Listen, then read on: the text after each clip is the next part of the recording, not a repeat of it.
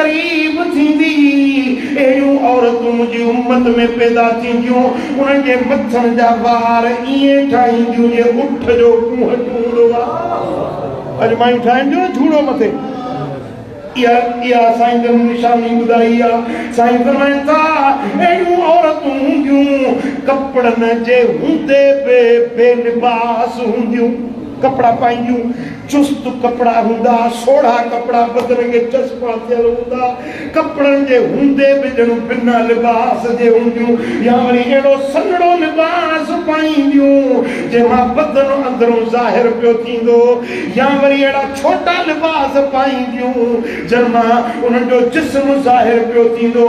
साईं फरमाइनि था इन्हनि खे रब जन्नत जी ख़ुशबू बि नसीब न कंदो।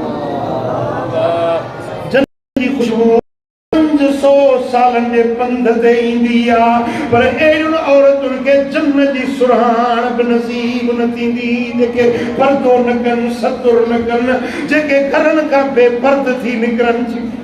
साईं फरमाइनि था जेका औरत बिना पर्दे जे घर खां निकिरे थी 70,000 मलाइक उन ते लानत था वसाइनि फिटकार था विझनि जेसीं मोटी न थी अचे तेसीं ताईं मलाइक जी लानत वसंदी रहे।